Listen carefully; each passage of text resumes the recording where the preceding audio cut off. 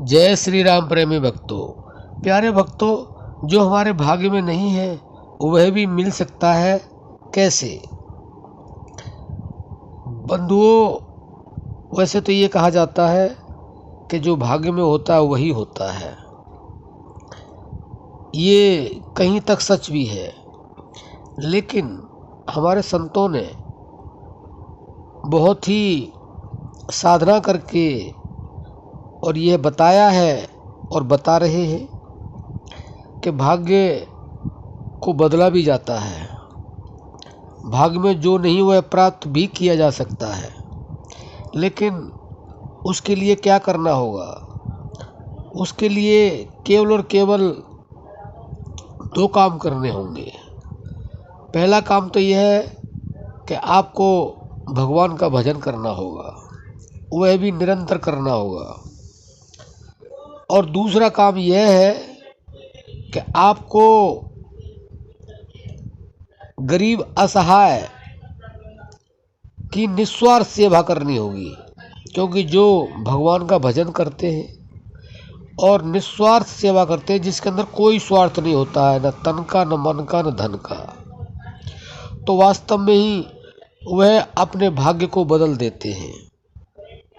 क्योंकि आपने ये सुना होगा कि कुछ व्यक्ति कुछ भी नहीं करते हैं और वो मौज उड़ाते हैं, उनके पास किसी चीज़ की कोई कमी होती नहीं है। कोई दिनों रात काम करता है और उसको भरपेट भोजन नहीं मिलता है, क्योंकि संतों ने कहा ना कि कोई दिनों रात कमाता है, कोई बैठा ही मौज उड़ाता है। तो ये भाग्य के बस में ऐसा होता है, क्योंकि जिसका प्रारब्ध कमज़ोर होता है और वह मेहनत भी खूब करता है, लेकिन फिर भी उसे भरपेट खाना नहीं मिलता और जो उसे चाहत होती है वह पूरी नहीं होती है, तो उसका प्रारब्ध कमज़ोर होता है, इसलिए ऐसा होता है।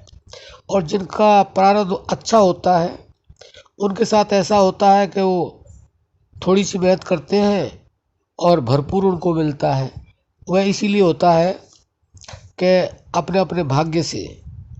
लेकिन जो हम बता रहे हैं, अगर आपने यह प्रक्रिया प्राप्त कर ली तो वास्तव में ही जो आपके भाग्य में नहीं है वह आपको वास्तव में मिल सकता है। एक तो निरंतर आप नाम जप सुमरन करें, निरंतर मतलब लगातार, ऐसा नहीं कभी कर लिया कभी नहीं, लगातार करते रहे। और दूसरा, आपको कोई भी सेवा मिले, किसी गरीब की, किसी पक्षी की, किसी पशु की, तो उसमें बिना अपने स्वार्थ कोई नहीं होना चाहिए कि मैं ये सेवा कर रहा हूँ तो इसे मुझे ये फल प्राप्त होगा, वो फल प्राप्त होगा, और मैं ये बनूंगा, मैं वो बनूंगा, ऐसा कोई भी स्वार्थ ना हो, तो वास्तव में ही आप जो अपना भाग्य है उसे बदल सकते हैं। क्योंकि यही कहा जाता है कि जो निष्काम भक्ति करते हैं भगवान उनके गुलाम हो जाते हैं। तो ऐसे ही वर्तमान में आप अगर निष्काम कर्म करते हैं और भगवान का भजन करते हैं तो ऐसे मनुष्य का भाग्य बदल जाता है, और जो उसके भाग्य में नहीं है वह उसको मिल जाता है। इसमें कोई शक और गुंजाइश नहीं है। तो आशा करते हैं अगर आप अपने भाग्य को बदलना चाहते हैं, जो आपके भाग्य में नहीं वैसे प्राप्त करना चाहते हैं, तो ये दो काम अवश्य करें।